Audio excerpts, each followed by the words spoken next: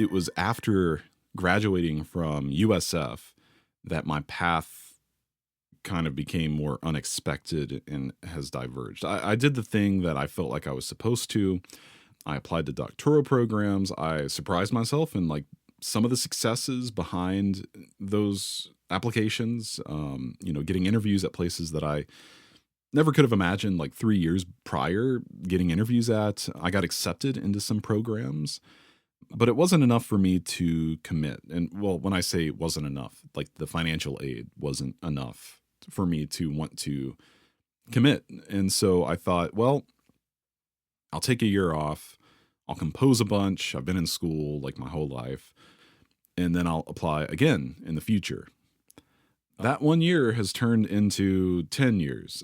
I mean, I've not yet applied to another doctoral program. And I feel pretty good about that at this point, because what I learned after leaving USF is a number of things. And I've gone through like kind of ebbs and flows along my path since then. Immediately after graduating, I was still in Tampa. I was still connected with other types of artists in the community. And, right away that summer after I graduated, I recall, doing a big collaboration with some dancers and other types of artists and other music friends of mine, doing that in the community. And, 2015, 2016, 2017, I was composing like crazy. It felt like crazy, but it was at a cost, I guess you could say. What I decided to do was the radio thing, as a living. And I understand like even people who are professors at universities teaching composition, like that's kind of like their day job. And then and I know people who do that who will tell me that they hardly ever have time to compose. So I kind of like found my day job in broadcasting as a classical music host. And again, I've talked at length about this in the very first episode of this podcast.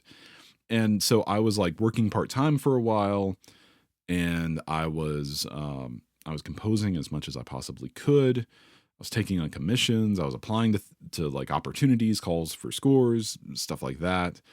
And things felt like pretty good in those years, as a creative being. But I think what ended up happening is as you do with the day job, I got more and more responsibilities. I ended up going on to salary.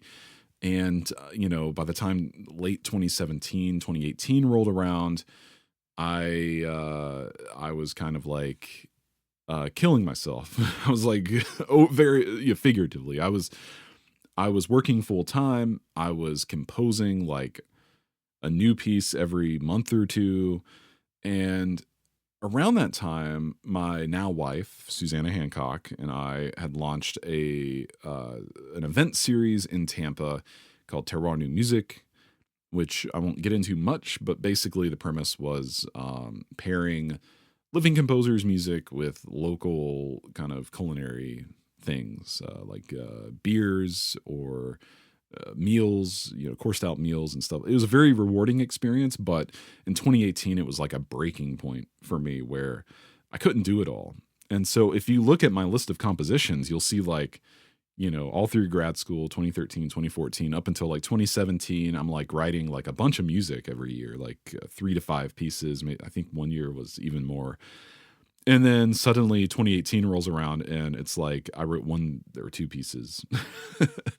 And that's important. That's important to me. That shift has been a really kind of pivotal thing for me as a creator, which I'll talk about momentarily. So 2018 was also the year that I wrote Orchard, which I think a lot of people now know about, a collection of 50 solo piano works, which pianists love to play and other people who play other things love to play. And I always joke that it's like the project that won't die. That happened in 2018. And still continues. It's 2025 now. Orchard still continues to get played all the time. And, we're doing the Terroir thing for a couple years in Tampa, a few years. I'm composing less and less and doing more and more radio. 2019, end of 2019-ish, end of the summer, I launched Modern Notebook, which is kind of the culmination of all of my work in radio and in composing, and kind of like using my platform to highlight the work of living composers. Because here's the thing and this is why I was so turned off by applying to doctoral programs, is it's not that I can't take rejection. That's part of, being a living artist in the real world. Like, you apply to things and there's only so many spots for people to have, right?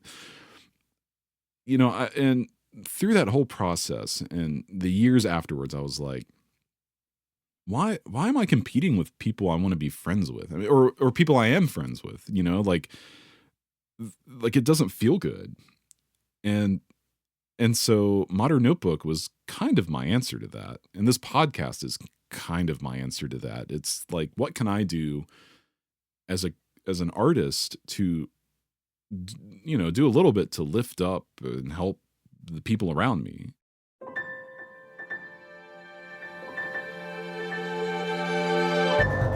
Thank you so much for tuning in to Micromaker by Loose Leaf Transmissions. We hope you enjoyed this brief glimpse into the inner workings of the creative life. If this resonated with you, be sure to check out the full conversation on Music Maker with Tyler Kline, a podcast exploring craft and process, philosophy and inspiration, and the honest, often messy parts of being an artist, creative uncertainty, purpose and identity, and resilience. You can find Music Maker wherever you get your podcasts or by visiting musicmakerpodcast.com.